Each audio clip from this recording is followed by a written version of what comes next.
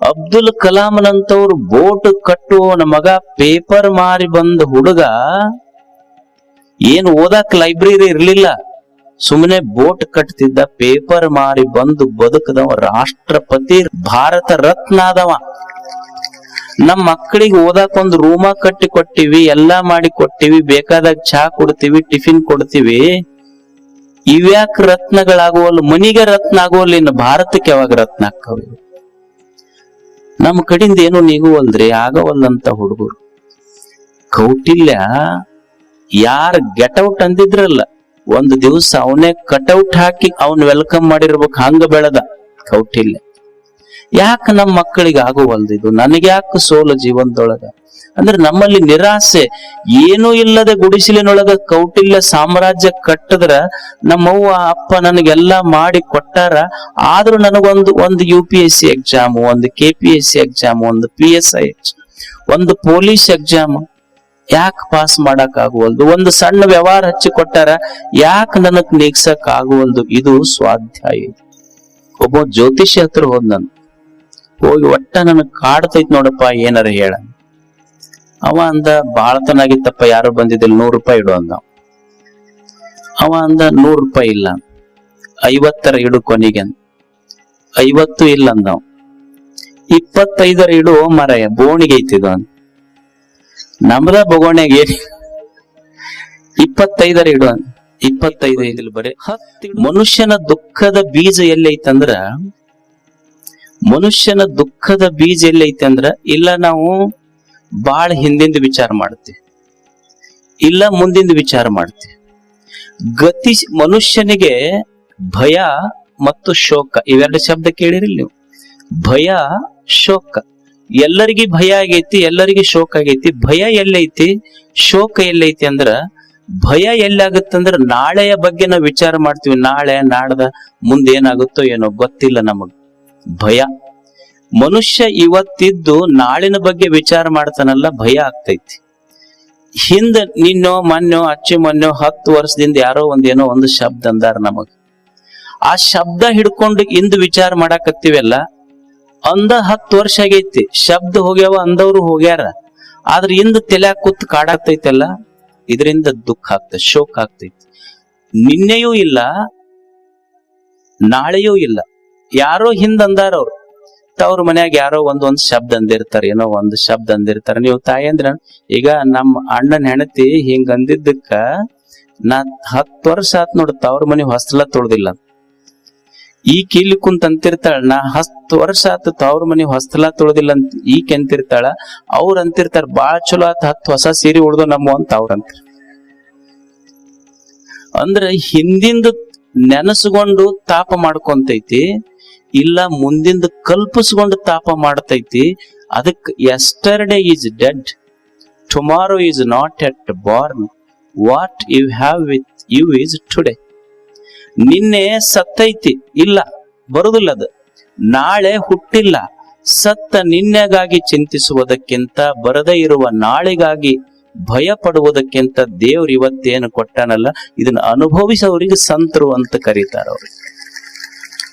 ಇದು ಸ್ವಾಧ್ಯಾಯ. ದೇವ್ರು ಏನ್ ಇವತ್ತು ಕೊಟ್ಟಾನಲ್ಲ, ಇದನ್ನ ಚಂದ ಇವತ್ತು ಬದುಕುವುದು. ಅವ್ರಂತಾರ, ಹೌದಪ್ಪ ಚಂದ ಬದುಕಬೇಕು, ನಿಜಗುಂಡ್ರು 3 ಸ್ವಾಧ್ಯಾಯಗಳನ್ನ ಹೇಳ್ತಾರ, 3 ಸೂತ್ರ ಹೇಳ್ತಾರ. ಇವತ್ತು ನಾವು ಸಂತೋಷವಾಗಿ ಬದುಕಬೇಕಾದ್ರೆ ಏನು ಮಾಡಬೇಕ್ರಿ? ಇವತ್ತು ನಾವು ಸಂತೋಷವಾಗಿ ಬದುಕಬೇಕಾದ್ರೆ ಮನುಷ್ಯ 3 ಕೆಲಸ ಮಾಡ್ಬೇಕಂತ. ಬೆಳಿಗ್ಗೆ ಎದ್ದ ತಕ್ಷಣ ಏಳುವಾಗ ತಲೆಯಾಗ ಚಲೋ ವಿಚಾರದಿಂದ ಹೇಳ್ಬೇಕಂತ. ಮೊದಲು ಒಂದನೇದ್ದು ಚಲೋ ವಿಚಾರದಿಂದ ಹೇಳೋದು. ಎರಡನೇದ್ದು ಏನ ಈ ಜೀವನ ಕೊಟ್ಟಾನಲ್ಲ ನಮಗ್ ದೇವ್ರು, ನೋಡಪ್ಪ ಎಷ್ಟೋ ಮಂದಿ ಕಣ್ಣ ತೆಗದಿಲ್ಲ, ನನಗೊಂದು ದಿವಸ ಆಯುಷ್ಯ ಕೊಟ್ಟಿಯಲ್ಲ, ಇದು ನಿನ್ನ ಕರುಣೆ ಅಂತ ನಾಲ್ಗೆ ಮ್ಯಾಲ ಅವನ ಹೆಸರಿಟ್ಟುಗೋಂತ ಹೇಳ್ಬೇಕಂತ ಮನುಷ್ಯ.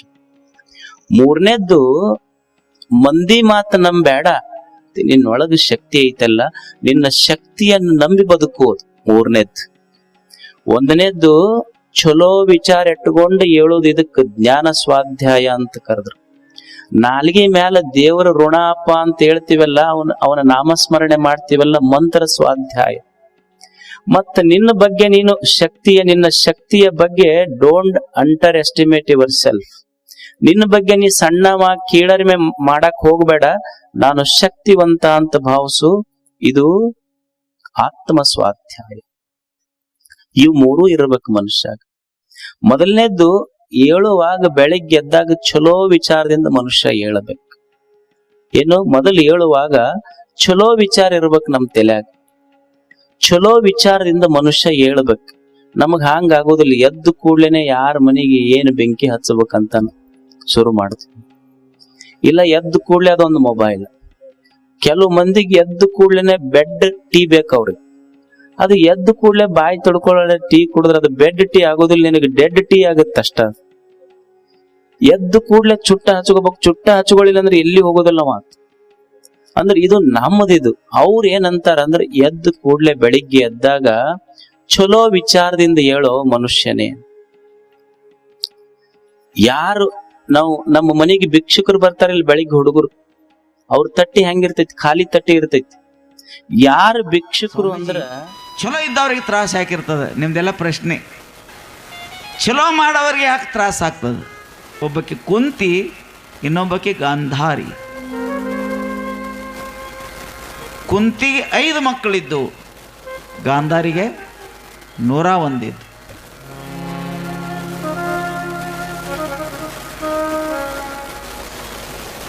ಆದ್ರೆ 5 ಮಕ್ಕಳಿದ್ರು ಸಹಿತ ತಾಯಿ, ಒಬ್ರು ಕಳ್ತನ ಮಾಡಬೇಡ್ರಿ, ಒಬ್ರು ಸುಳ್ತನ ಮಾಡಬೇಡ್ರಿ, ಅನ್ಯಾಯ ಮಾಡಬೇಡ್ರಿ, ಬಡದು ಕಸ್ಕೋಬೇಡ್ರಿ,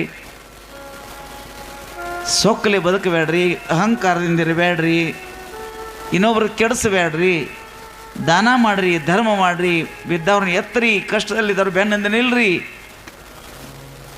ಕೈಯ ಬಾಯ ಮನಸ್ಸು ಚಲೋ ಇಟ್ಕೊಂಡು ಎಲ್ಲರಿಗೂ ಒಳ್ಳೇದು ಮಾಡ್ರಿ ಅಂತ ಒಬ್ಬಕ್ಕೆ ತಾಯಿ ಕಲಿಸಿಳು. 12 ವರ್ಷ 2 ಸಲ ಹಾಕಿ ವನವಾಸ ಆಯ್ತು. ಅದ್ರ ಕಡೆ ಕುಂತಿ ಮಕ್ಕಳ ಗೆದ್ದು ಧರ್ಮರಾಜ ಸಿಂಹಾಸನ ಮೇಲೆ ಕುಂತ. ಗಾಂಧಾರಿಗೆ ನೆಗ್ಯಾನಿಗೆ 101 ಮಕ್ಕಳಿದ್ದು, ಒಂದು ಉಳಿಲಿಲ್ಲ. 16 ಲಕ್ಷ ಸೇನಾ ಇತ್ತು. ಎಲ್ಲ ರಾಜರು ಇವ್ರ ಕಡೆನೇ ಇದ್ರು. ಅದ್ರ ಕುಂತಿ ಮಕ್ಕಳ ಕಡೆ ಧರ್ಮ ರಕ್ಷಣೆಗಾಗಿ ಒಬ್ಬ ಕೃಷ್ಣ ಪರಮಾತ್ಮ, ನಿಮ್ಮಂಥವ್ರು ಚಲೋ 4 ಮಂದಿ ಬಿಟ್ಟರೆ ಇಲ್ಲ, ದೊಡ್ಡ ದೊಡ್ಡವ್ರ ಶೂರರೆಲ್ಲ, ಧೀರರೆಲ್ಲ, 16 ಲಕ್ಷ ಸೇನೆ, 100 ರಾಜರು ಸಹಾಯ ಮಾಡಕ್ಕೆ ಬಂದಿದ್ರು, ಅಧರ್ಮದ ಸಹಾಯ ಮಾಡಕ್ಕೆ ಬಂದಿದ್ರು. ಬೆಂಕಿಯಾಗ ಒನಾದು ಹಸಿದು ಕೂಡಿ ಅಡ್ಡು ಸುಟ್ಟು ತಂದಂಗೆ 16 ಲಕ್ಷ ಸೇನೆ, 101 ಮಕ್ಕಳು, ಎಲ್ಲರೂ ನೆಲ ಸಮಾನಾಗಿ ರಕ್ತದ ನದಿ ಹರಿತೋ. 5 ಮಕ್ಕಳಿದ್ರು ಕೂಡ ಈ ಮಕ್ಕಳು ಯಾಕೆ ಉಳಿದ್ರಿ? ಧರ್ಮದ ನೀತಿಯಿಂದ ಬಾಳೆ ಬದುಕುವಂಥದನ್ನು ಕಲಿಸುವಂಥ ತಾಯಿ ಸಂಸ್ಕಾರ. ಮೊದಲನೇ ಪಾಠಶಾಲೆ ಯಾವುದ್ರಿ? ಮನೆ.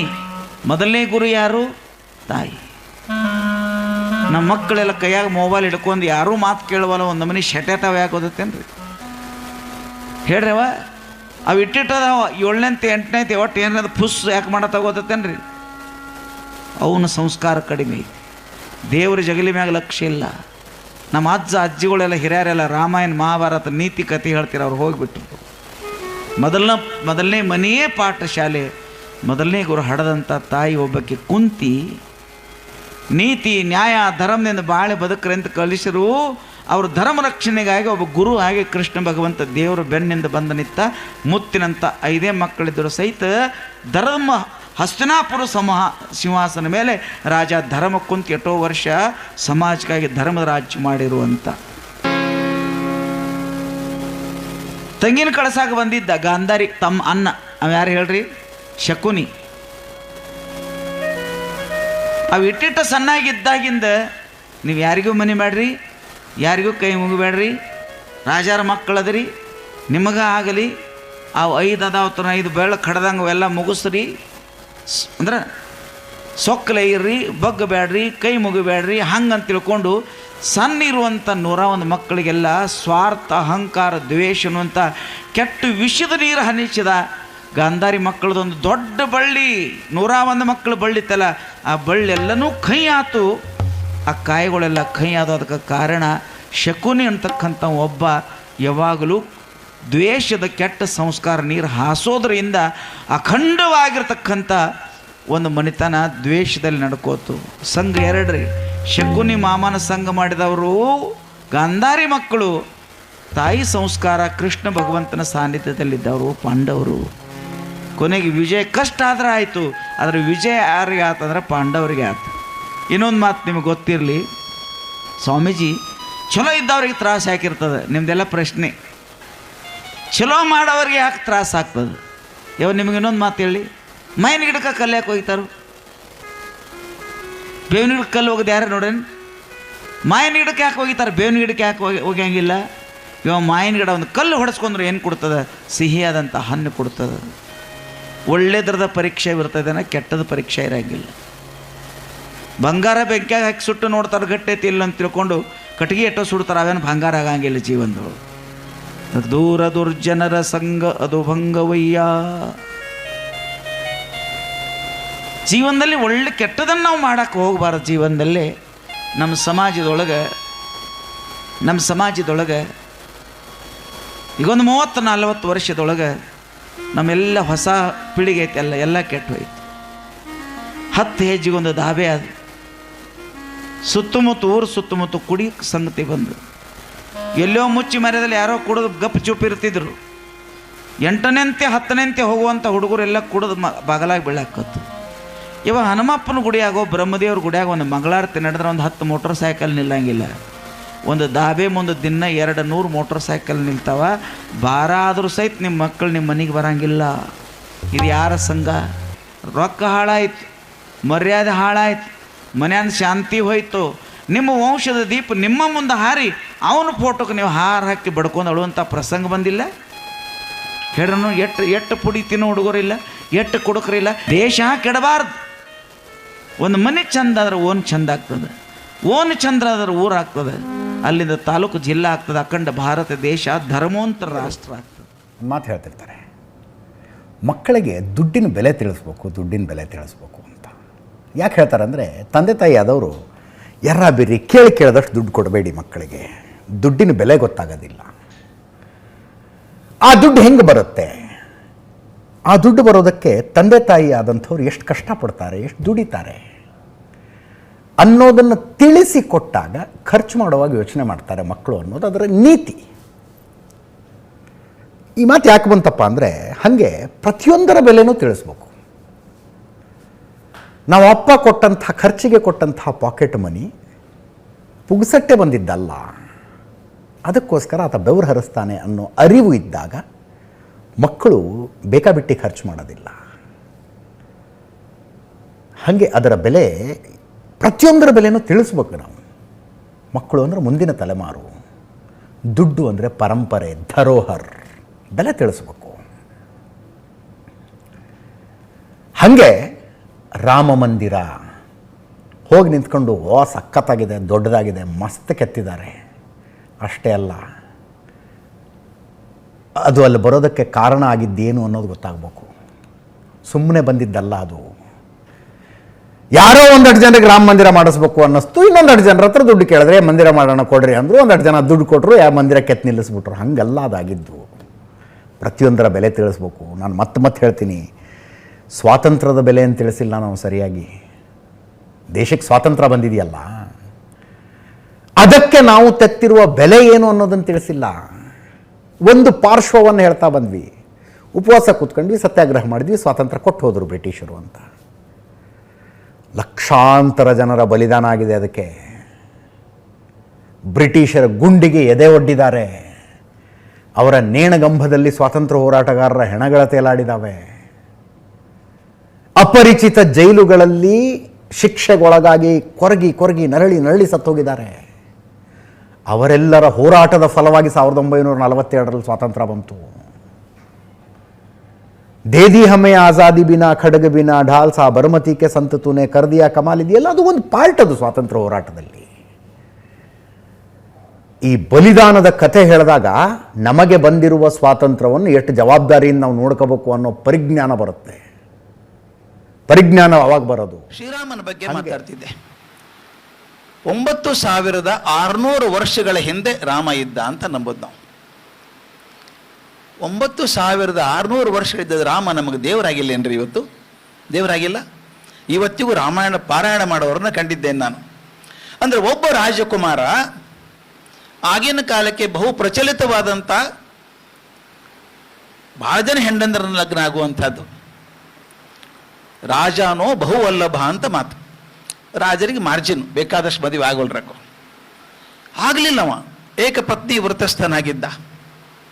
ಒಂದೇ ಮಾತು, ಎರಡನೇ ಮಾತಿಲ್ಲ ರಾಮಂದು. ಸತ್ಯ ನ್ಯಾಯ ಹಿಡ್ಕೊಂಡದ್ದಕ್ಕೆ ರಾಮ ಒಬ್ಬ ಯುವರಾಜ ಆಗಿದ್ದವನು ನಮ್ಮ ಮುಂದೆ ದೇವರಾಗಿ ನಿಂತಿದ್ದಾನೆ. 3500 ವರ್ಷಗಳಿದ್ದಂಥ ಕೃಷ್ಣ ಎಲ್ಲ ಚಕ್ರವರ್ತಿಗಳ ಕಿರೀಟ ಅವನ ಕಾಲ ಹತ್ತಿರ ಇದ್ದರೂ ಕೂಡ ತಾನು ಎಂದೂ ರಾಜ ಆಗಲಿಲ್ಲ. ತನ್ನ ಶಿಷ್ಯನಾದಂಥ ಅರ್ಜುನನ ರಥವನ್ನು ತೊಳೆದು ಕುದುರೆ ತೊಳೆದು ಯುದ್ಧದಲ್ಲಿ ಸಾರಥಿ ಆಗ್ತಾನಲ್ಲ, ಕರ್ಮಯೋಗ ಕಲಿಸ್ಕೊಡ್ತಾನಲ್ಲ ಕೃಷ್ಣ, ಯಾವತ್ತೂ ರಾಜ ಆಗಲಿಲ್ಲ. ಅವನು ನಮಗೆ ದೇವರಾಗಿ ನಿಂತ್ಕೊಂಡ. ರಾಜಕುಮಾರ ಆಗಿದ್ದಂಥ ಬುದ್ಧ ಜಗವೆಲ್ಲ ಮಲಗೆಲ್ಲರೂ ಬುದ್ಧನೊಬ್ಬನೆದ್ದ ಅಂತ ಹೇಳಿ ಕಾಡಿಗೆ ಹೋದ್ನಲ್ಲ, ಸತ್ಯ ಹುಡ್ಕೊಂಡು ಎಲ್ಲವನ್ನು ಬಿಟ್ಟು ಹೋದಂಥ ಬುದ್ಧ ನಮಗೆ ದೇವರಾದ. ಅವನು ರಾಜಕುಮಾರನಾಗಿ ಅತ್ಯಂತ ಸುಂದರ ರಾಜಕುಮಾರನಾಗಿದ್ದಂಥ ಮನುಷ್ಯ, ರಾಜ ಬೇಡ ನನಗೆ, ಅಪರಿಗ್ರಹ, ಏನನ್ನು ಕೂಡಿಡಬಾರದು ಅಂತ ಹೋದಂಥ ಮಹಾವೀರ ನಮಗೆ ದೇವರಾದ. 32 ವರ್ಷದ ಹುಡುಗ ಕಣ್ಣಲ್ಲಿ ಪ್ರೀತಿಯನ್ನು ತುಂಬಿಕೊಂಡು, ಅಂತಃಕರಣವನ್ನು ತುಂಬಿಕೊಂಡು, ಪ್ರೀತಿ ಬಿಟ್ಟು ಏನೇನು ಜಗತ್ತಲ್ಲಿ ಇನ್ನೇನೂ ಇಲ್ಲ ಅಂತ ಹೇಳಿ ಶಿಲುಬೆಗೆ ಏರಿದಂಥ ಯೇಸು ಕ್ರಿಸ್ತ ನಮಗೆ ದೇವರಾದ. ಯಾಕೆ ಮಾತನ್ನು ಹೇಳ್ತಿದ್ದೀರಿ ಅಂದರೆ, ಇವ್ರು ಯಾರೂ ಶ್ರೀಮಂತರ ಸಲುವಾಗಿ ಆಗಿಲ್ಲ. ಇವರಾದದ್ದು ಜಗತ್ತಿಗೆ ಕೊಟ್ಟವರು. ಯಾರು ಪಡ್ಕೊಂಡ್ರು ಅವ್ರು ಯಾರೂ ದೊಡ್ಡವರಾಗಲಿಲ್ಲ, ಕೊಟ್ಟವರು ಯಾರೂ ಸಣ್ಣವರಾಗಲಿಲ್ಲ. ಈ ಮಾತನ್ನು ಜೀವನ ಬೆಲೆ ಹರಿಸ್ಬೇಕಾಗಲಿ. ಯಾವುದರಿಂದ ಮನುಷ್ಯ ಜೀವನ ಅಳಿತೀವಿ ಅಂದಾಗ ಸಾಕ್ರೆಟಿಸ್ ಒಂದು ಮಾತು ಹೇಳ್ತಾನೆ, ಭಾಳ ಒರಟು ಮಾತು. ಸಾಕ್ರೆಟಿಸನ್ ಮಾತೇ ಒರಟು. ಅವ್ನು ಹೇಳ್ತಾನೆ, success of a life is measured by the number of people who cry when you die ಅಂತ. ನೀನು ಸತ್ತಾಗ ಎಷ್ಟು ಜನ ಅಳುತ್ತಾರೋ ಅದ್ರ ಮೇಲೆ ನಿನ್ನ ಜೀವನ ಸಾರ್ಥಕ್ಯ ಗೊತ್ತಾಗುತ್ತೆ. ಹೋದ್ನಾ ಚಲೋ ಆತು ಬಿಡ್ರಿ ಅಂದ್ರೆ ಜೀವನ ಫೇಲ್ಯೂರ್ ಅದು. ಒಂದು ಸಣ್ಣ ಕತೆ ಬರ್ತಿದ್ದೆ ನಾನು. ಒಂದು ಸಣ್ಣ ಊರು, ಒಬ್ಬ ಸನ್ಯಾಸಿ ಬರ್ತಾನೆ ತಿರ್ಗಾಡ್ಕೊತ. ರಾತ್ರಿ ಆಗ್ಬಿಟ್ಟದ, ಎಲ್ಲ ಮನೆ ಬಾಗಿಲು ಹಾಕ್ಬಿಟ್ಟಾರ. ರಾತ್ರಿ 11 ಆಗ್ಯದ. ಎಲ್ಲಿ ಮಲ್ಕೋಬೇಕು ಅಂತ ನೋಡ್ದೆ, ಒಂದು ಮನೆ ಮುಂದೆ ಕಟ್ಟಿತ್ತು. ಕಟ್ಟಿ ಮೇಲೆ ತನ್ನ ಚಾಪಿ ಹಾಸ್ಕೊಂಡು ಹೊತ್ಕೊಂಡು ಮಲ್ಕೊಂಡ. ಮುಂಜಾನೆ 4 ಗಂಟೆ ಹೊತ್ತಿಗೆ ಯಾರೋ ಬಂದು ಆ ಮನೆ ಬಾಗ್ಲ ಬಡಿದ್ರು. ಮನೆ ಬಾಗ್ಲ ತೆಗೆದು ಕಣ್ಣು ತಗೊಂಡು ನೋಡ್ಕೊತಾನೆ, ಹಂಗೆ ಕಣ್ ಮಲ್ಕೊಂಡ, ಹಂಗೆ ಕಣ್ ತೆಗೆದು ನೋಡ್ತಾನೆ. ಬಾಗ್ಲ ಬಡಿದ್ರು, ಒಳಗಿನ ಬಾಗ್ಲ ತೆಗೀತು. ಒಬ್ಬ ಹುಡುಗಿ ಹೊರಗೆ ಬಂದ್ಲು. ಬಾಗ್ಲ ಬಡಿದ್ರು, ಏನಾಯ್ತು ಅಂತ ಕೇಳಿದ್ಲು. ರಾಮಣ್ಣ ಹೋದ, ಈಗ ತಾನೇ ರಾಮಣ್ಣ ಹೋದ ಅಂದ್ಲು. ಹೌದಾ, ಗೊತ್ತಾಗಲಿಲ್ಲ ನನಗೆ, ಆತ ಅಂತ ಹೇಳಿ ಹೋದವ. ಹುಡುಗಿ ಒಳಗೆ ಅಜ್ಜಿಗೆ ಹೇಳಿದ್ಲು, ಮನೆಗೆ ಅಜ್ಜಿ ಇದ್ಲು. ಅಜ್ಜಿ, ರಾಮಣ್ಣ ಹೋದ್ರಂತ. ಹೌದಾ, ರಾಮಣ್ಣ ಹೋದ್ನ, ಹೋಗಿ ನೋಡ್ಕೊಂಬಾವ, ಅವ್ನು ಸ್ವರ್ಗಕ್ಕೆ ಹೋದ್ನೋ ನರಕಕ್ಕೆ ಹೋದ್ನೋ ನೋಡ್ಕೊಂಬಾ ಅಂದ. ನೋಡ್ಕೊಂಬರ್ತೀನಿ ಅಂತ ಹುಡುಗಿ ಹೋದ್ಲು. ಇವು ಸನ್ಯಾಸ ಅಂತ ನಾನು ಜನ್ಮ ಪೂರ್ತಿ ಇದನ್ನೇ ಮಾಡಿನ ಕೆಲಸ, ಸ್ವರ್ಗಕ್ಕೆ ಹೋಗೋದು ಇವ್ ಹೆಂಗೆ ಗೊತ್ತಾಗ್ತದೆ ನೋಡೋಣಂದ. ಅರ್ಧ ತಾಸು ಹುಡುಗಿ ವಾಪಸ್ ಬಂದ್ಲು. ಏನಾತ ಅಂತ ಅಜ್ಜಿ ಕೇಳಿದ್ಲು.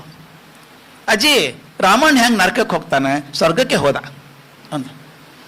ಇವ ಅಂದ, ಸ್ವರ್ಗಕ್ಕೆ ಹೋದಿ ಹುಡುಗಿ ಹೆಂಗೆ ಗೊತ್ತಾಯ್ತು?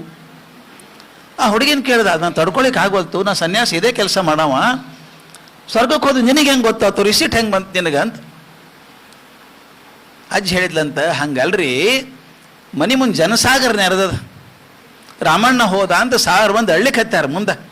ಅಷ್ಟು ಮಂದಿಗೆ ಚಲೋ ಮಾಡ್ದವ್ ನರಕಕ್ಕೆ ಹೆಂಗೆ ಹೋಗ್ತಾನೆ ರೀ? ಎಷ್ಟು ಚಂದ ಮಾತದ. ಅಷ್ಟು ಮಂದಿಗೆ ಚಲೋ ಮಾಡ್ದವ್ ನರಕಕ್ಕೆ ಹೆಂಗೆ ಸ್ವರ್ಗಕ್ಕೆ ಹೋಗ್ಯ ನಾವು. ಅದೇ ಸಾಕ್ರೆಟಿಸನ್ ಮಾತು ಎಷ್ಟು ಚಂದ ಅದ ನೋಡ್ರಿ. ಅದು ನಾನು ಇರೋ ತನಕನೂ ಬರೀ ನನಗೋಸ್ಕರ ಬದುಕಿದ್ರೆ ಪ್ರಪಂಚ ನಿಮ್ಮನ್ನು ಯಾವತ್ತೂ ನೆನಪಿಡೋದಿಲ್ಲ. ಪ್ರಪಂಚ ಬೇಡ, ನಿಮ್ಮ ಮರಿಮಕ್ಕಳು ನೆನಪಿಡೋದಿಲ್ಲ ನಿಮ್ಮ ಹೆಸರು. ಆದರೆ ಮತ್ತೊಬ್ಬರಿಗೋಸ್ಕರ ಮಾಡಿದ್ರನ್ನ ಪ್ರಪಂಚ ಯಾವತ್ತೂ ಮರೆಯೋದಿಲ್ಲ. ಈ ಮೌಲ್ಯ ಅದಲ್ಲ, ಜಗತ್ತಿಗೆ ಕೊಡುವಂಥ ಶಕ್ತಿ ಇರುವಂಥವ್ರು ಮಾತ್ರ ಮೌಲ್ಯವಂತರು ಅಂತ ಆಗ್ತಾರೆ. ದೊಡ್ಡವ್ರು ಮಾಡಬೇಕಾದ್ರೆ ಎರಡೂ ಕಲಿಸ್ಬೇಕು. ಹುಡುಗನಲ್ಲಿ ಏನು ಶಕ್ತಿ ಇದೆ ಅಂತ ತಿಳ್ಕೋಬೇಕು. ನಿನ್ನ ಶಕ್ತಿ ಹಿಂಗದ ಹುಡುಗ, ಇನ್ನು ನೀ ಆ ಮಟ್ಟಕ್ಕೆ ಹೋಗ್ಲಿಕ್ಕೆ ಶಕ್ತಿ ಅದ ನಿನಗೆ, ಹೋಗು ಅಂತ ಪುಷ್ ಮಾಡ್ಬೇಕು ಅದನ್ನು. ಹಾಗೆ ಮಾಡಿದಾಗ ಮಕ್ಕಳು ಬಹಳ ದೊಡ್ಡವರಾಗ್ತಾರೆ. ದೊಡ್ಡ ಜವಾಬ್ದಾರಿ ನಮ್ಮ ಮೇಲದೆ. ಜಾಸ್ತಿ ಮಾತಾಡೋದಿಲ್ಲ. ಇನ್ನು ಒಂದು ಕತೆ ಹೇಳಿ ಮುಗಿಸ್ಬಿಡ್ತೀನಿ. ಅದ್ಭುತ ಕತೆ ಅದು. ಇದನ್ನು ಹೇಳಿದ್ದು ಡಾಕ್ಟರ್ ಸರ್ವಪಲ್ಲಿ ರಾಧಾಕೃಷ್ಣನವರು. ಯಾಕಂದ್ರೆ ನಾವು ಶಿಕ್ಷಕರ ಬಗ್ಗೆ ಮಾತಾಡಬೇಕಾದ್ರೆ ರಾಧಾಕೃಷ್ಣವ್ರು ನೆನೆಸ್ಕೊಳ್ಬೇಕು ನಾವು. ಅವ್ರ ಕತೆ ಅವ್ರದ್ದಲ್ಲ, ಅದು H.G. ವೆಲ್ಸ್ ಬರೆದಂಥ ಕತೆ. ಅದನ್ನು ಮಾಡಿಫೈ ಮಾಡಿದರು, ಚಂದ ಮಾಡಿದರು. ಅವ್ರು ಹೇಳ್ತಾರೆ, ಒಂದು ಸಲ ಭಗವಂತ ಭೂಮಿಗೆ ಬಂದಂತ. ಭೂಮಿಗೆ ಬಂದ, ಮಕ್ಕಳೆಲ್ಲ ಹೆಂಗಿದ್ದಾರೆ ನೋಡಬೇಕು ಮಂದಿ ಅಂತ ಬಂದ. ಒಂದು ಹಳ್ಳಿಗೆ ಹೋದ. ಹಳ್ಳಿ ಒಳಗೆ ಹೋಗಿ ನೋಡ್ತಾನೆ, ಒಬ್ಬ ಮನುಷ್ಯ ಮೈ ಮರೆತು ಕುಡಿದು ಮಲ್ಕೊಂಡ್ಬಿಟ್ಟಾನೆ. ಎಚ್ಚರ ಇಲ್ಲ, ಕುಡಿದು ಮಲ್ಕೊಂಡ್ಬಿಟ್ಟಾನೆ. ಭಾಳ ಕೆಟ್ಟ ಅನಿಸ್ತು ದೇವರಿಗೆ. ಯಾಕಪ್ಪ ಹುಡುಗ, ನೀನು ಜೀವನ ಕೆಟ್ಟ ಕೆಲಸ ಕಳೀಲಿಕ್ಕತ್ತಿ, ಕುಡ್ತಾ ಗಿಡ್ತಾ ಯಾಕೆ ಕಳೀತಿ ನಿನ್ನ ಕೆಲಸ, ಜೀವನ ಮಾಡಬೇಡ ಅಂದರು. ಅವ ಹೇಳ್ದ, ದೇವರ ಏನು ಮಾಡಲಿ, ನನ್ನ ಕುಷ್ಠರೋಗ ಆಗಿತ್ತು, ನೀ ಕಮ್ಮಿ ಮಾಡಿಬಿಟ್ಟು ಸಂಭ್ರಮ ಕುಡಿಲಿಕ್ಕತ್ತೀನಿ ಅಂದ. ದೇವ್ರು ಕೆಟ್ಟ ಅನಿಸಿ ಮುಂದೆ ಹೋದ್ನಂತೆ. ಊರಿನ ಮಧ್ಯ ಭಾಗಕ್ಕೆ ಬಂದಾಗ ಒಬ್ಬಡು ಎಲ್ಲ ಕೆಟ್ಟ ಚಟ, ಮೈ ಮೇಲೆ ಎಚ್ಚರಿಲ್ಲ, ಕಿಟಕಿ ಮೇಲೆ ಮಲ್ಕೊಂಡ್ಬಿಟ್ಟಾನಲ್ಲೇ, ಎಚ್ಚರ ಇಲ್ಲ, ಭಾಳ ಕೆಟ್ಟ ಹುಡುಗ ಅಂತ ಹೆಸರಾಗಿದ್ದ. ದೇವ್ರು ಹೋಗಿದ್ದಂತ, ಯಾಕಪ್ಪ ಇಡೀ ಜೀವನ ಹಾಳು ಮಾಡ್ಕೋತಿ ಕೆಟ್ಟ ಕೆಲಸದಾಗ ಅಂತ ಹೇಳಿದಂತ. ಅವ ಹೇಳಿದಂತ, ದೇವ್ರೆ ನಾ ಕುರುಡಾಗಿದ್ದೆ, ಕಣ್ಣೇ ಕಾಣಿಸ್ತಿದ್ದಿಲ್ಲ, ಕಣ್ಣು ಕೊಟ್ಟು ನೀನು ಈ ಜಗತ್ತನ್ನು ಸಂತೋಷ ಪಡ್ಲಿಕ್ಕತ್ತೀನಿ ನಾನೀಗ ಅಂದಂತ. ಮುಂದೆ ಹೋದ, ಅಲ್ಲ ಮುದುಕ ಮೊಳಕಾಲು ಊರಿ ಕೂತು ಬಿಕ್ಕಿ ಬಿಕ್ಕಿ ಅಳತಿದ್ನಂತ. ಯಾಕಪ್ಪ ಯಾಕೆ ಅಳತಿ ಅಂತ ಕೇಳಿದ್ನಂತ. ಇದು ಇಷ್ಟು ಚಂದದ, ಅದು ಇಂಗ್ಲೀಷ್ನಾಗ ಹೇಳಿ ಕನ್ನಡದಾಗ ಹೇಳ್ತೀನಿ, should not miss Radhakrishnan's language. ಬಂದಾಗ ಯಾಕೆ ಅಳತಿ ಅಂತ ಕೇಳಿದ್ನಂತ. ಅವ್ನು ಹೇಳಿದಂತ, God I was dead, you brought me back to life, what else shall I do. ನಾನು ಸತ್ತು ಹೋಗಿದ್ದೆ ಮತ್ತು ವಾಪಸ್ ಕರ್ಕೊಂಬಂದಲ್ಲಿ ಇನ್ನೇನು ಮಾಡಲಪ್ಪ, ಅಳೋದೊಂದೇ ಬಾಕಿ ಅದ ಅಂತ ಹೇಳಿದಂತ. ಇದು H.G. Wells ಕಥೆ ಮುಗೀತು. ಅದನ್ನು ರಾಧಾಕೃಷ್ಣನ್ ಮುಂದುವರಿಸ್ತಾರೆ, as only Radhakrishnan could do it. ಹೇಳ್ತಾರೆ, ಬದುಕನ್ನು ಹೇಳಿದ್ರಲ್ಲ, ನೋಡಿದ್ರಲ್ಲ, if God were to come to earth today and find us involved in mutual destruction on a colossal scale. ಎಂತೆಂಥ ಅನಾಹುತ ಮಾಡ್ಲಿಕ್ಕತ್ತೀವಿ ನಾವು, ಒಬ್ಬೊಬ್ಬರನ್ನ ಹಾಳು ಮಾಡ್ಲಿಕ್ಕತ್ತೀವಿ. ಯಾವ್ಯಾವ ದ್ವೇಷ, ಜಾತಿ, ಕುಲ, ಮತ, ಬಣ್ಣ, ಜೆಂಡರ್, ದೇಶ, ಭಾಷೆ ಎಲ್ಲ ಹಿಡ್ಕೊಂಡು ಜಗಳಾಡ್ಕತ್ತೀವಿ ನಾವು, destroying one another. God will ask us, why my children, after centuries of civilization, you want to destroy each other? Why are you pouring molten steel into the veins of innocent youth? ಈ ಮುಗ್ಧ ಮಕ್ಕಳ ತರುಣರ ದೇಹದೊಳದಾಗ ಯಾಕೆ ಬಿಸಿ ಸೀಸ ತುಂಬಲಿಕ್ಕತ್ತೀರಿ, ಯಾಕೆ ಹಾಕ್ಲಿಕ್ಕತ್ತೀರಿ, ದ್ವೇಷದ ಸೀಸ ತುಂಬಲಿಕ್ಕತ್ತೀರಲ್ಲ ಯಾಕೆ? ಅವ್ರ answer would be, ನಮ್ಮ ಉತ್ತರ ಏನು ಅಂದರೆ, God you gave eyes but no vision, you gave us heart but no soul, you gave us life but no way of life. ಭಗವಂತ ಕಣ್ಣು ಕೊಟ್ಟೆ, ದೃಷ್ಟಿ ಕೊಡಲಿಲ್ಲ. ಹೃದಯ ಕೊಟ್ಟೆ, ಆತ್ಮಪ್ರಜ್ಞೆ ಕೊಡಲಿಲ್ಲ. ಜೀವ ಕೊಟ್ಟೆ, ಬದುಕೋ ದಾರಿ ತೋರಿಸ್ಲಿಲ್ಲ ನನಗೆ. ಈ ಕಥೆ ಹೇಳಿಬಿಟ್ಟು ರಾಧಾಕೃಷ್ಣನ್ ಹೇಳ್ತಾರೆ, parents give life but it is the teacher who shows the way of life. ತಂದೆ ತಾಯಿ ಜೀವ ಕೊಡ್ತಾರೆ, ಶಿಕ್ಷಕರು ಬದುಕು ದಾರಿ ತೋರಿಸ್ತಾರಂತ. ಅಂಥ ಶಿಕ್ಷಕರು ತಾವೆಲ್ಲ ಇದ್ದೀರಿ. ಪ್ರತಿ ಕ್ಷಣಕ್ಕೂ ನೆನೆಸ್ಕೋಬೇಕು, I am not a ordinary teacher, I am not an ordinary teacher, I am not going for a job. Teacher is one who changes the society. ರಾಷ್ಟ್ರವನ್ನು ಕಟ್ಟೋದ್ರಾಗ ಬಹುದೊಡ್ಡ ಕೆಲಸ ಇರೋದು ಶಿಕ್ಷಕರು. ಕೆಲವು ಸಲ ಕಂಪ್ಲೇಂಟ್ ಮಾಡ್ತಾರೆ, ಬರೇ ಮಾತಾಡ್ತಾರೆ ರೀ ಸರ, ಸಂಬಳ ಕೊಡೋದಿಲ್ಲ ಬಿಡೋದಿಲ್ಲ. ನನಗೆ ಗೊತ್ತದ, ನಾನು ಮೇಷ್ಟ್ರೆ, ಸಂಬಳ ಭಾಳ ಕಮ್ಮಿನೇ ಮಾಸ್ತರ್ದು. ಇಲ್ಲಂತಲ್ಲ, ಜಗತ್ತಿಗೆ ಎಲ್ಲಿ ಹೋದರೂ ಸಂಬಳ ಕಮ್ಮಿನೇ. ನಾನು ಹಾರ್ವರ್ಡ್ ಬಿಸ್ನೆಸ್ ಸ್ಕೂಲಿಗೆ ಹೋಗಿ ಪಾಠ ಮಾಡ್ತೀನಿ. ಅಲ್ಲಿ ಪ್ರೊಫೆಸರ್ ಹೇಳ್ತಾರೆ, I don't get even 1/4 the salary that IT people get in America. ಆದರೆ ಪ್ರೊಫೆಸರ್ ಆಫ್ ಹಾರ್ವರ್ಡ್ಗೆ ಇರುವಂಥ ಮರ್ಯಾದೆ IT ಕಂಪ್ನಿಗೆ ಯಾರಿಗೂ ಗೊತ್ತಿಲ್ಲ. ಆದ್ದರಿಂದ ನಮ್ಮ ಗೌರವ ಹಣದಿಂದ ಅಳೆಯೋದು ಬೇಡ. ನಾಳೆ ಇದು ಆಗೋದು ನಿಮ್ಗೊಬ್ಬರಿಗೆ ಮಾತ್ರ, ಯಾರಿಗೂ ಆಗ್ಲಿಕ್ಕೆ ಸಾಧ್ಯ ಇಲ್ಲ. ನಿಮ್ಗೆ 55 ವರ್ಷ ಆಗಿರ್ತದೆ, ತರಕಾರಿ ತೊಗೊಂಡು ಫುಟ್ಪಾತ್ ಮೇಲೆ ಹೋಗ್ತಿರ್ತೀರಿ, ಒಂದು ದೊಡ್ಡ ಕಾರ್ ಬಂದು ನಿಂದಿರ್ತದೆ, ದೊಡ್ಡ ಕಾರ್ ಬಂದು ನಿಂದಿರ್ತದೆ, ಯಾವುದಪ್ಪ ಇದು ಅಂತೀರಿ ನೀವು. ಒಬ್ಬ ಮನುಷ್ಯ ಇಳಿತಾನೊಳಗೆ, ದಾಂಡಿಗ 6 ಫೂಟ್ 4 ಇಂಚು ಬರ್ತಾನೆ, ಬಂದು ನಮಸ್ಕಾರ ಮಾಡ್ತಾನೆ. ಮೇಡಮ್ ನೆನಪದೇನು ರೀ ಮೇಡಮ್, ನಾನು ನಿಮ್ಮ ಸ್ಟೂಡೆಂಟ್ ಆಗಿದ್ದೆ, ನೀವು 6ನೇ ಕ್ಲಾಸ್ ಟೀಚರ್ ಆಗಿದ್ದೀರಿ ನನಗೆ ಅಂತಾನೆ. ಹೆಂಗೆ ಗುರ್ತದ ಒಂದು ದೈತ್ಯಾಗ ನೀಗಮ ಗುರ್ತು ಹತ್ತಲಿಲ್ಲಪ್ಪ ಅಂತ ಹಿಂಗೆ ಹೆಸರು ಹೇಳ್ತಾನೆ, ಇಂಥ ಬ್ಯಾಚ್ ರೀ ಅಂತ ಹೇಳ್ತಾನೆ. ಏನು ಮಾಡ್ತೀಪ್ಪ ಈಗ ಅಂತ ಕೇಳ್ತೀರಿ ನೀವು. ಕಲ್ಪನೆ ಮಾಡ್ಕೋರಿ. ಹಂಗೆ ಹೇಳಿದಾಗಮ್ಮ, ಮೇಡಮ್ ನಾನೀಗ ಉತ್ತರ ಪ್ರದೇಶ್ ಗವರ್ನರ್ ಆಗೀನಿ ಅಂತಾನೆ. Governor of Uttar Pradesh ಅನ್ಸಂಗಿಲ್ಲ. Governor of Uttar Pradesh ಅದು ಬಂದು ಕಾಲು ಮುಟ್ಟಿ ನಮಸ್ಕಾರ ಮಾಡ್ತಾನೆ. ಇದಾಗೋದು ಟೀಚರಿಗೆ ಮಾತ್ರ ಸಾಧ್ಯ, ಇನ್ನು ಯಾರಿಗೂ ಆಗೋದಿಲ್ಲ. ಅದು ಯಾವಾಗ ನೀವು ಚಲೋ ಟೀಚರ್ ಆಗಿದ್ರೆ, ಚಲೋ ಟೀಚರ್ ಆಗಿದ್ರೆ ಕಾರ್ ನಿಂದಿರ್ತದೆ, ಇಲ್ಲಾಂದ್ರೆ ಲಘು ಓಡಿಸಪ್ಪ ಅಂತಾನವ. ಆದ್ದರಿಂದ ಕಾರ್ ನಿಂದೋದು ಹೋಗೋದು ನಿಮ್ಮ ಕೈಯಾಗತ್ತೆ. ಮತ್ತು ಇನ್ನೊಂದು, ನಮ್ಮ ಪವರ್ ಎಷ್ಟದ ಗೊತ್ತೇರಿ, ನಮ್ಗೆ ಅರ್ಥ ಆಗಿಲ್ಲ, ನಮ್ಮ ಶಕ್ತಿ ನಮ್ಗೆ ಅರ್ಥ ಆಗಿಲ್ಲ. ಅಯ್ಯೋ ನಾವೇನು ಬಿಡ್ರಿ ಸರ ಪೂರ್ ಟೀಚರು. ಏನು ಪೂರ್ ಟೀಚರು? ರಾಷ್ಟ್ರಪತಿ ಕಲಾಮನ್ ಮಾಡಿದವರು ಟೀಚರೇ. ಆಗಲೇ ನಿತೀಶ್ ಪಾಟೀಲ್ ಭಾಳ ಚಂದ ಹೇಳಿದರು, ಇವತ್ತು ನಾವೇನಾದರೂ ಆಗಿದ್ದರೆ ನಮ್ಮ ಟೀಚರೇ ಮಾಡಿದ್ದು ನಮ್ಮನ್ನು ಅಲ್ಲ. ನಿಮ್ಗೆ ಗೊತ್ತಿಲ್ಲ, ಆ ಕಾಲಕ್ಕೆ ಶಿಕ್ಷಕರು ಸರಿಯಾಗಿ ಬುದ್ಧಿ ಕಲಿಸಿದ್ರು ಅಂತ ನಾವು ದೊಡ್ಡವರು ಆದ್ವಿ. ಇದ್ರ ಆಗ್ತಿದ್ದಿಲ್ಲ, ನಾವು ಯಾರೂ ಆಗ್ತಿದ್ದಿಲ್ಲ. ಆ ಶಕ್ತಿ ನಮ್ಮ ಕಡೆ ಅದ, ಅಸಾಧ್ಯ ಶಕ್ತಿ ನಮ್ಮ ಕಡೆ ಗುರುತಿಲ್ಲ ನಮ್ಗೆ. ಆ ಶಕ್ತಿ ದಯವಿಟ್ಟು ಆ ಶಕ್ತಿ ತಿಳ್ಕೊರಿ. ಆ ಶಕ್ತಿ ನಮ್ಮ ಕಡೆ ಅದ ಅಂತ ಗೊತ್ತಾದಾಗ I don't bother about the salary. ಮತ್ತು ಇನ್ನೊಂದು ನಿಮ್ಮನ್ನು ಒಂದು ರಿಕ್ವೆಸ್ಟ್ ಮಾಡ್ಕೋತೀನಿ, ಚೂರು ಅಹಂಕಾರ ಬರೋದು ಬೇಡ ಇಬ್ರಿಗೂ, ಪತ್ರಕರ್ತರಿಗೂ. ಕೆಲವು ಪತ್ರಕರ್ತರು ಹೆದರಿಸ್ತಾರೆ ಎಲ್ಲರನ್ನೂ, ಬರ್ತೀನಿ ನಾಳೆ ನಿಮ್ಮದು ಹಾಕ್ರಿ ಏನಾಯ್ತು. ನನಗೊಬ್ಬರು ಮಾಡಿದರು ಅಡ್ಮಿಷನ್, ನಮ್ಮ ಶಾಲೆಗೆ ಅಡ್ಮಿಷನ್ ಸಿಗೋದು ಕಷ್ಟ ಇತ್ತು ರೀ ಕಾಲೇಜ್ನಾಗ, ಭಯಂಕರ ಪ್ರೆಷರ್. 80 ಸೀಟ್ ಇರೋದು 400 ಅಪ್ಲಿಕೇಶನ್ ಬರೋದು, ಯಾರಿಗೆ ಕೊಡಲಿ ನಾನು? ಕಾಡೋರು ಹೆದರ್ಸೋರು. ಸರ ಕಾಲೇಜ್ ಬಗ್ಗೆ ಪೇಪರ್ನಾಗ ಬರಿತೀನಿ ಅಂದ. ಒಬ್ಬ ಮನುಷ್ಯ ಬಂದಿದ್ದ, ನಂದು ಎಷ್ಟು ಪೇಪರ್ ಆಗ್ತಾವಪ್ಪ ಪ್ರಿಂಟ್ ನಿಮ್ಮ ದಿವಸ ಅಂತ ಕೇಳಿದೆ. ಒಂದು 4000 ಆಗ್ತಾವ್ರಿ ಅಂದ. ಇನ್ನೊಂದು 5000 ಜಾಸ್ತಿ ಮಾಡಪ್ಪ ಮರ ಕಾಪಿ, ನಾಳೆ ಎಲ್ಲ ಹುಡುಗರು ಒಂದು ಕಾಪಿ ಕೊಡ್ತೀನಿ ನಮ್ಮ ಶಾಲೆಗೆ. ಹಿಂಗಾರೆ ಹೆಸರು ನೋಡಿ ನಮ್ಮ ಹುಡುಗರ ಪೇಪರ್ ನಂದು. ನಾವು ಹೆದರ್ಕೋತೀವಿ ಅಂತ ತಿಳ್ಕೊಬೇಡ್ರಿ, ನೀವು ಬರೆದ್ರೆ ಹೆದರ್ಕೊಳ್ಳೋ ಮಂದಿ ಭಾಳ ಕಮ್ಮಿ ಆಗ್ಯಾರಿ. ಮತ್ತು ಇನ್ನೊಂದು ಬರೆದದ್ದು ಕೂಡ ಭಾಳ ಮಂದಿ ನೆನಪಿಡಂಗಿಲ್ಲ, ಒಂದು ದಿವಸ ನೆನಪಿಡ್ತಾರೆ, ಮರುದಿವ್ಸ ಸ್ವಾರಿ ಸುದ್ದಿ ಬಂದಿರ್ತದೆ ಬೇರೆದು. ಆದ್ದರಿಂದ ಬರೆಯೋ ಅಧಿಕಾರ ಅದ ಅಂತ ದರ್ಪ ತೋರಿಸ್ಲಿಕ್ಕೆ ಹೋಗ್ಬೇಡ್ರಿ. ಎಷ್ಟು ವಿನಯವಾಗಿರ್ತೀವಿ ಅಷ್ಟು ಚಲೋ, ಎಷ್ಟು ಹಗುರವಾಗಿರ್ತೀವಿ ಅಷ್ಟು ಚಲೋ. ಇದು ನಾ ಕಲ್ತದ್ದು ಬೇರೆ ಕಡೆ ಕಲ್ತದ್ದು. ನಮ್ಮಲ್ಲಿ ಸ್ವಲ್ಪ ಗರ್ವ ಭಾಳ ರೀ, ನಮ್ಮ ಲಘು ಬಂದ್ಬಿಡ್ತದೆ ಗರ್ವ. ಈಗ ಒಂದು 3 ವರ್ಷದ ಕೆಳಗೆ ಸರ್ ಒಂದು ಅದ್ಭುತ ಘಟನೆ ನನ್ನ ಚೇಂಜ್ ಆದ. ಇವತ್ತಿನ ಕಷ್ಟ, ಇವತ್ತಿನ ಹಸಿವು, ಇವತ್ತಿನ ಕಷ್ಟ ಮತ್ತು ಇವತ್ತಿನ ಹಸಿವು ನನಗೆ ಜೀವನ ಕಲಿಸ್ತದೆ. ಇವತ್ತು ಕಷ್ಟ ಐತಿ, ಹಸಿವಿನಿಂದ ಬಳಲಾಕತ್ತೇನಿ ಅಂಥೇಳಿ ಅದಕ್ಕೆ ಬೇರೆ ಥರ ಅದನ್ನು ಭಾವಿಸಬಾರ್ದು. ಯುವಕರಿಗೆ ಹೇಳೋದಿಷ್ಟ, ಯಾರು ಭಾಳಷ್ಟು ಕಷ್ಟಪಡ್ತಾರೋ ಅವ್ರು ಮುಂದೆ ಬರ್ತಾರೆ, ಯಾರು ಕಷ್ಟಪಡೋದಿಲ್ಲ ಅವ್ರು ಮುಂದೆ ಬರೋದಿಲ್ಲ. ಈ ಶಾರ್ಟ್ ಟರ್ಮ್ ಮೆಥಡ್ ಒಟ್ಟು ಇರೋದಿಲ್ಲ. ಯಾವತ್ತೂ ರಾಜಮಾರ್ಗದೊಳಗೆ ಹೋಗ್ಬೇಕು. ದೊಡ್ಡ ದೊಡ್ಡ ಊರಿಗೆ ಹೋಗ್ಬೇಕಂದ್ರೆ, ದೊಡ್ಡ ದೊಡ್ಡ ಮಹಲ್ಗಳಿಗೆ ಹೋಗ್ಬೇಕಂದ್ರೆ, ದೊಡ್ಡ ದೊಡ್ಡ ಅರಮನೆಗೆ ಹೋಗ್ಬೇಕಂದ್ರೆ ಅಲ್ಲಿ ಕಂಟಿದಾರಿ ಮುಳ್ದಾರಿ ಇರೋದಿಲ್ಲ. ರಾಜಮಾರ್ಗದೊಳಗೆ ನಡೆದು ಹೋಗ್ಬೇಕು, ಶಾರ್ಟ್ಕಟ್ ಏನೂ ಇರೋದಿಲ್ಲ. ಅದಕ್ಕೆ ಯಾವುದು ಶಾರ್ಟ್ಕಟ್ ವಿಚಾರ ಮಾಡಲಾರ್ದಂಗೆ ಕಷ್ಟಪಟ್ಟು ಮುಂದೆ ಬರಬೇಕು.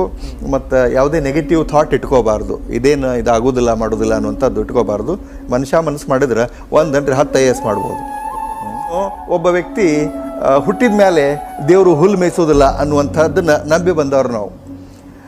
ಅವಂದೇನು ಕಷ್ಟ ರೀ, ಅದ್ರ 100 ಪಟ್ಟು ಕಷ್ಟವನ್ನು ನಾನು ಕಷ್ಟದೊಳಗೆ ಜಳಕ ಮಾಡಿ, ಕಷ್ಟದ ಅರಿಬಿನ ಹಾಕ್ಕೊಂಡು, ಅದನ್ನು ಹಾಕಿ ಅದನ್ನು ಹೊತ್ಕೊಂಡು, ಏನು ಎಷ್ಟು ಬ್ಯಾಡದು ಅಂಥ ಕಷ್ಟದೊಳಗೆ ನಮ್ಮನ್ನು ಬೆಳೆಸಾಳ. ಅಷ್ಟು ತ್ರಾಸಿನೊಳಗೆ ನನ್ನ ಸ್ನೇಹಿತರಿಗೂ ಗೊತ್ತು, ನನ್ನ ಕ್ಲಾಸ್ಮೇಟ್ಸಿಗೂ ಗೊತ್ತು, ನನ್ನ ಇಡೀ ಓಣಿ ಒಳಗೆ ಎಲ್ಲರಿಗೂ ಗೊತ್ತು. ಅದಕ್ಕೆ ನಾನು ಅವ್ನಿಗೆ ಹೇಳಿದೆ, ನೀ ಹೋಗು ಅಲ್ಲಿ ನಮ್ಮ ಓಣ್ಯಾಗ ಒಂದು 4 ಮಂದಿನ ಕೇಳಿ ಬಾ, ಬೆಳಗ್ಗೆ ಮಾಂತು ಅಂದ್ರೆ ಏನಂತೇಳಿ ಹೇಳ್ತಾರೆ ನಿನಗೆ, ನೀನು ಇಂಥದಕ್ಕೆಲ್ಲ ಹೆದರಬಾರ್ದು, ಎಂಥ ಗಂಡಸು ಅಂತ ಹೇಳಿದೆ. ಪ್ಲಸ್ ತಾಯಿಯರ ಅಂಥ ತಾಯಿ ಏನ್ರಿ, ಒಬ್ಬ ತಾಯಿ ಮಗುವಿಗೆ ವಿಷ ಕುಡಿ ಅಂತ ಹೇಳ್ತಾರ, ಅಥವಾ ವಿಷ ಕುಡಿಬೇಕಂತ ಸುಮ್ಮನೆ ಇರ್ತಾರ, ತೆಗೆದವನ್ನ ಕೊಡೋದಿಲ್ಲ ತಾಯಿ ಅದಕ್ಕೆ. ಅದಕ್ಕೆ ನೀ ಎಂಥ ತಾಯವ ಅಂತ ಕೇಳಿದೆ. ಸ್ಪಷ್ಟವಾಗಿ ಹೇಳ್ತೇನೆ, ಯಾವತ್ತೂ ಹುಟ್ಟಿದ ಮೇಲೆ ಈಸಬೇಕು, ಇದ್ದು ಜಯಿಸಬೇಕು, ರೈಟ್? ಏನಾರ ಮಾಡಿ ಬದುಕಬೇಕು. ಸಾಧನೆ ಸಿದ್ಧಿಗೆ ರಂಗ್ ಇಂಪಾರ್ಟೆಂಟ್ ಅಲ್ರಿ. ಒಬ್ಬ ಹಮಾಲ ಫೇಮಸ್ ಆಗ್ತಾನೆ, ಒಬ್ಬ ಕಸ ಹೊಡೆಯೋ ಫೇಮಸ್ ಆಗ್ತಾನೆ, ಹೌದಾ ಇಲ್ಲ? ಮುನ್ನಾಬಾಯಿ ಸಿನಿಮಾ ನೋಡಿರಿಲ್ಲ? ಅದ್ರೊಳಗೆ ಕಸ ಹೊಡಿಯೋ ಮುದುಕ ಭಾಳ ಫೇಮಸ್ ಆಗ್ಯಾನ, ಹೌದನಿಲ್ಲ? ಶ್ರದ್ಧೆಯಿಂದ ಕಸ ಹೊಡಿತಿದ್ದವ. ಅದಕ್ಕೆ ಅವ್ರಿಗೆ ಹೇಳೋದು ಇಷ್ಟೇ ಎಲ್ಲ ಜನರಿಗೆ, ಬಡತನ ಅದೇನೇನು ಶಾಶ್ವತ ಅಲ್ಲ, ಅದನ್ನು ಮೀರಿ ನಿಲ್ಬೋದು. ಆದರೆ ನಮ್ಮ ವ್ಯಕ್ತಿತ್ವ ಏನೈತಲ್ಲ ಅದು ಶಾಶ್ವತ. ಬಾಲ್ಯ ಭಾಳ ಕಷ್ಟದಾಯಕಿತ್ತು ರೀ. ಅದನ್ನು ಈ ಒಂದು ಸಣ್ಣ ಇಂಟರ್ವ್ಯೂನೊಳಗೆ ಹೇಳೋಕ್ಕಾಗೋದಿಲ್ಲ. ಬರೆದ್ರೆ ಸಂಪುಟಗಳಷ್ಟು ಪುಸ್ತಕ ಹಾಕಾವ. ಆದ್ರೆ ಒಂದು ಸ್ವಲ್ಪ ಹೇಳಕ್ಕೆ ಇಷ್ಟಪಡ್ತೀನಿ. ಬಹಳಷ್ಟು ಕಷ್ಟ. ಉಣ್ಣಕ್ಕೂ ಇಲ್ಲ, ತನ್ನಕ್ಕೂ ಇಲ್ಲ, ಎದೆದಕ್ಕೂ ಇಲ್ಲ. ಇನ್ನೇನು ಪೂರ್ತಿ ತಾಯಿ ಮಡ್ಲಲ್ಲಿ ಸಿನಿಮಾದೊಳಗೆ ಎಲ್ಲ ಮಕ್ಕಳಿಗೂ ವಿಷ ಕೊಟ್ಟು ತಾನೂ ಸಾಯ್ಬೇಕಲ್ಲ, ಅಂಥ ಪರಿಸ್ಥಿತಿ ಇದ್ದರೂ ಕೂಡ ನಮ್ಮವ್ವ ನಮ್ಮನ್ನು ನೀರು ಕುಡಿಸಿ ಬೆಳೆಸಿದ್ಲು. ಧೈರ್ಯದಿಂದ ಇರುನು, ಇಂದಿಲ್ಲ ನಾಳೆ ನಮ್ಮದು ಒಂದು ದಿವಸ ಬರ್ತೈತಿ ಅಂಥೇಳಿ ಆ ದಿವಸ ಇವತ್ತು ಬಂದತಿ. ಭಾಳ ತ್ರಾಸನ್ಯಾಗ ಬದುಕೀವಿ ನಾವು. ನನಗೆ ಹಾಕೊಳಕ್ಕೆ ಚಪ್ಪಲ್ ಇಲ್ಲದೆ ಯೂನಿವರ್ಸಿಟಿ ಒಳಗೆ PG ಮಾಡೀನಿ. ಗೋಲ್ಡ್ ಮೆಡಲ್ ತೊಗೊಳತ್ನಾಗ ಮತ್ತೊಬ್ಬರು ಬೂಟ್ ಹಾಕ್ಕೊಂಡು ಗೋಲ್ಡ್ ಮೆಡಲ್ ತೊಗೊಂಡೇನಿ. ಮತ್ತೊಬ್ಬರು ಕೋಟ್ ಹಾಕ್ಕೊಂಡು, ಮತ್ತೊಬ್ಬರು ಅರ್ಬಿ ಹಾಕ್ಕೊಂಡು ಶಾಲೆ ಕಲ್ತೀವಿ. ಭಾಳಷ್ಟು ಕಷ್ಟ. ನಾ ಟ್ಯೂಷನ್ ಹೇಳಿದ್ರೆ PG ಒಳಗೆ ಒಬ್ಬ ಡಾಕ್ಟ್ರ್ ಮಗಗೆ ಟ್ಯೂಷನ್ ಹೇಳ್ತಿದ್ದೆ. ನನಗೆ ಫೀ ಏನು ಗೊತ್ತಾನ? ಮುಂಜಾನೆ ನಾಷ್ಟ ಅಂದ್ರೆ ಅದಕ್ಕೂ ತ್ರಾಸಿತ್ತು ನಮಗೆ. ಭಾಳ ಕಷ್ಟ ಅದಾವ. ಅದನ್ನು ಇಷ್ಟು ಟೈಮ್ನೊಳಗೆ ಹೇಳ್ಕೊಳಕ್ಕಾಗೋದಿಲ್ಲ. ಬಟ್ ಆ ಕಷ್ಟವನ್ನು ನೆನೆಸ್ಕೊಂಡ ನಾವು ದಿನಾಲೂ ಊಟ ಮಾಡ್ತೀವಿ. ಇವತ್ತು DC ಬಂಗ್ಲೆದೊಳಗೆ ನಮ್ಮವ್ವ ನಾನು ಡೈನಿಂಗ್ ಟೇಬಲ್ ಮೇಲೆ ಕುಂತು ಉಣ್ಬೇಕಂತಂದ್ರೆ ನಾವು ಪ್ರತಿಯೊಂದೂ ಖಾರ ರೊಟ್ಟಿ ಎಣ್ಣೆ ತಿಂದದ್ದು, ಉಪವಾಸ ಮಲ್ಕೊಂಡದ್ದು, ನೀರು ಕುಡಿದು ಮಲ್ಕೊಂಡದ್ದು ಅದನ್ನು ನೆನೆಸಿ ಉಣ್ತೀವಿ. ಪಣ ತೊಟ್ಟಿದ್ದೆ. ನನಗೆ PUC ಫಸ್ಟ್ ಇಯರ್ಗೆ ಪಣ ತೊಟ್ಟಿದ್ದೆ. ಏನಂತ, ರೆಡ್ ಲೈಟ್ ಕಾರಿನ ಕನಸು ಅವಾಗ ಬಿತ್ತು. IAS ಅನ್ನೋ ಶಬ್ದ ಅವತ್ತು ನನ್ನ ಕಿವಿಗೆ ಬಿತ್ತು. ಅವತ್ತಿಲಿಂದ ಇವತ್ತಿನ ತನ ಬಿಟ್ಟು ಬಿಡದ ಬಹಳಷ್ಟು ಶ್ರದ್ಧೆಯಿಂದ ಪ್ರಾಮಾಣಿಕವಾಗಿ ಅದ್ರ ಬೆನ್ನು ಹತ್ತಿದೆ. ಅದನ್ನು ಹಿಡ್ಕೊಂಡೇನಿ, ಸಾಕ್ಷಾತ್ಕಾರ ಮಾಡೀನಿ. ಪಣ ಅಲ್ಲ. ನಾನು ಎಲ್ಲ ವಿದ್ಯಾರ್ಥಿಗಳಿಗೆ ನಾನು ಹೇಳ್ತಾರೆ ಏನಂದ್ರೆ ಛಲ ಅಂತ. ಅದೇನು ಬಸವಣ್ಣನ ಛಲ ಅಂತ ಹೇಳ್ತಾರಲ್ಲ, ಛಲ ಬೇಕು ಶರಣಂಗೆ ಅಂಥೇಳಿ. ಸೊ ಆ ಥರದ ರೊಚ್ಚು ಕಿಚ್ಚು ಅವು ಏನು ಬೇಕಾದಾಗಲಿ ಅದಾಗೋದು. ಸಣ್ಣ ಭಾಳ ಬಂದು ರೀ, ಭಾಳ ಬಿಟ್ಟಿವಿ ನಾವು. ನಮ್ಮ ದೋಸ್ತರೆಲ್ಲ ಹುಚ್ಚದ ನಾವ ಏನು ಹಂಗೆ ಓದ್ಕೋತ ಹೊಂಟಾನ, ಅವು ಏನೂ ಆಗೋದಿಲ್ಲಲ್ಲ ಅಂದ್ರೆ ನಾ ಇವತ್ತು ಇದಾಗೇನಿ ನಮ್ಮ ದೋಸ್ತರೆಲ್ಲ ಸೆಲೆಬ್ರೇಟ್ ಮಾಡಿ ನನಗೆ ನಮ್ಮ ರಾಮದುರ್ಗದೊಳಗೆ ಎಂಥ ದೊಡ್ಡ ಕಾರ್ಯಕ್ರಮ ಮಾಡಿ ನನಗೆ ಸನ್ಮಾನ ಮಾಡಿದ್ರು. ನಿಮಗೆ ಯಾವ ವಯಸ್ಸಿನಾಗ ಅನಿಸ್ತು ಸರ್ ನಾನು ಈ ಥರ ಹೋಗಿ PUC ಫಸ್ಟ್ ಇಯರ್ ಇದ್ದಾಗ ಮ್ಯಾಟ್ರಿಕ್ ಮುಗಿಸಿ ಫಸ್ಟ್ ಇಯರ್ಗೆ ಜಾಯ್ನ್ ಆದ್ನಲ್ಲ, ಅವಾಗ ನಮ್ಮ ಸರ್, ನಾನು ಸೈನ್ಸಕ್ಕೆ ಹಚ್ಚಿದ್ದೀನಿ ರೀ, ಫಸ್ಟ್ ಕ್ಲಾಸ್ ಆದ್ಮೇಲೆ ಸೈನ್ಸ್ಗೆ ಹಚ್ಬಿಡೋದು, ನಾನು ಹಚ್ಚಿದ್ನಿ. ಫೀ ತುಂಬಕ್ಕಾಗಲಿಲ್ಲ, ಬರೀ 260 ರೂಪಾಯಿ ಇತ್ತು, 65 ರೂಪಾಯಿ ಫೀ ತುಂಬಕ್ಕಾಗಲಿಲ್ಲ. 1-2 ತಿಂಗಳು ಸಾಲಿಗೆ ಹೋಗಿ ಆಮೇಲೆ ಫೀ ತುಂಬಲಿಲ್ಲ ಅಂದ್ರೆ ಬಿಟ್ಟು ಬಿಡು ಅಂತಂದ್ರು. ನಮ್ಮ ಮನ್ಯಾಗ ಜಗಳ ತೆಗೆದ್ನಿ, ಕೊಡ್ರಿ ಅಂತೇಳಿ. ಎಲ್ಲಿಂದ ಕೊಡ್ತಾರೆ, ಸಾಲಿನ ಬಿಟ್ಟು ಬಿಡ್ನಿ ಅಂದ್ರೆ ಅವರು. ಅದಕ್ಕೆ ಆರ್ಟ್ಸಿಗೆ ಹಚ್ಚು, ಫೀ ಕಡಿಮೆ ಐತಿ ಅಂತ, ಮುಂದೆ ಏನಾರ ಒಳ್ಳೇದಾಕತ್ತೆ ಅಂತಲ್ಲ, ಕಾಲೇಜಿಗೆ ಹೋಗ್ಬೇಕು ಅನ್ನೋ ಆಸೆ ಇದ್ರೆ, ಚಟ ಇದ್ರೆ ಹೋಗು, ಆದ್ರೆ ಆರ್ಟ್ಸಿಗೆ ಹಚ್ಚು, 30 ರೂಪಾಯಿ ಐತೆ ಅಲ್ಲಿ ಅಂತ. ಸೊ 30 ರೂಪಾಯಿ ಫೀ ಕೊಟ್ಟು ಅಲ್ಲಿ ಸಾಲಿಗೆ ಹಚ್ಚಿರ ನನ್ನ ಓದ್ನಿ. ಅಲ್ಲಿ ನಾನು ಸ್ವಲ್ಪ ಶಾಣೆ ಇದ್ದೀನಿ ಅಂತ ಮ್ಯಾಟ್ರಿಕ್ ಕನ್ಸಿತ್ತು ಲಾಸ್ಟಿಗೆ.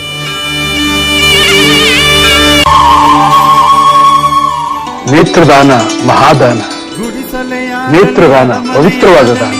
ನಮ್ಮ ಈ 2 ಕಣ್ಣುಗಳಿಂದ ಇಬ್ಬರು ಅಂಧರಿಗೆ ಕಣ್ಣುಗಳು ಬರೋದಾದ್ರೆ ನಾನು ಮಾತ್ರ ಅಲ್ಲ, ನಮ್ಮ ಮನೆಯವರ ಮಕ್ಕಳ ಮೊಮ್ಮಕ್ಕಳಾದಿಯಾಗಿ ನಮ್ಮ ಕಣ್ಣುಗಳನ್ನು ದಾನ ಮಾಡೋದಕ್ಕೆ ನಾವು ಸಿದ್ಧವಾಗಿದ್ದೇವೆ.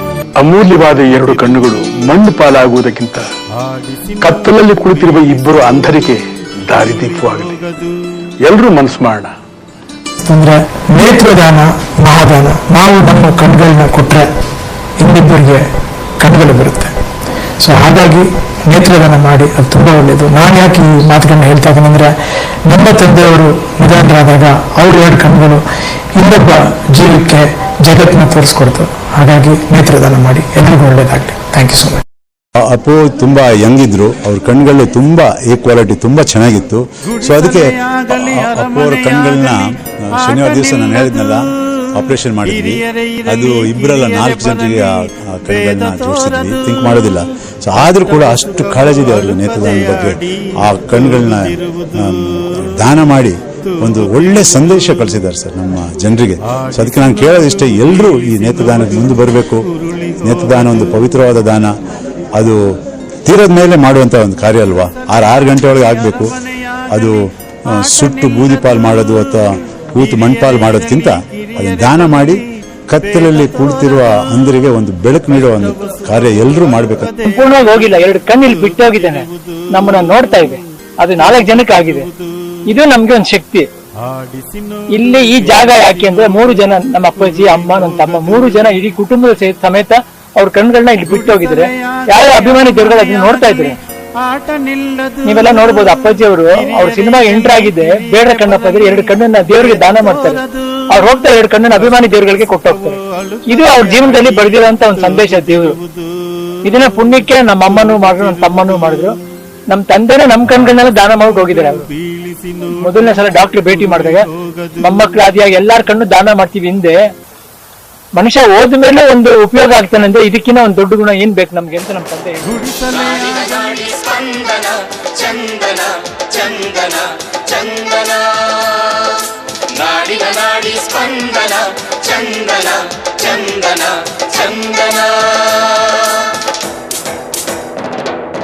ಪಂಪರನ್ನ ಕವಿ ಶ್ರೇಷ್ಠರ ನುಡಿಯು ಕನ್ನಡ, ದಾಸ ಶರಣ ಸಾಹಿತ್ಯದ ನೆಲೆಯು ಕನ್ನಡ, ಚಾಲುಕ್ಯ ಹೊಯ್ಸಳ ಅರಸರು ಕೆತ್ತಿದ ಕನ್ನಡ, ವಿಜಯನಗರ ಮೈಸೂರಿನ ಹೆಮ್ಮೆ ಕನ್ನಡ.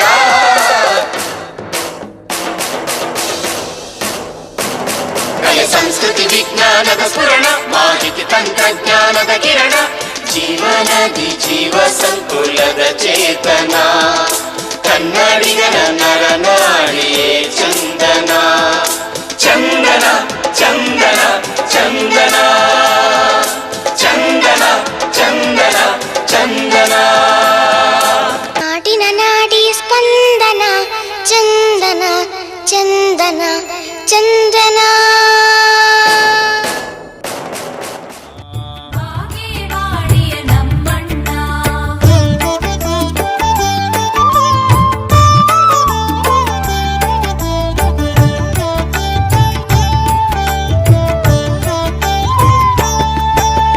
ನಾನತ್ವವನು ಬಿಡಿಸನ್ನ, ಭಸ್ಮವ ನಮಗೆ ನೀಡನ್ನ,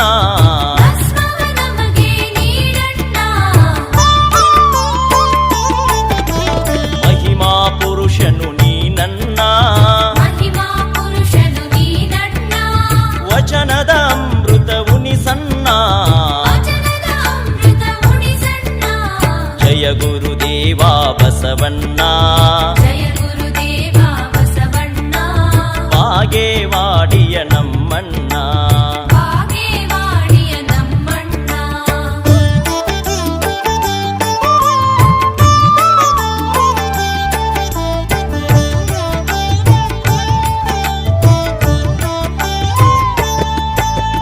ದಾಸೋಹ ಮೂರ್ತಿಯೇ ಬಸವಣ್ಣ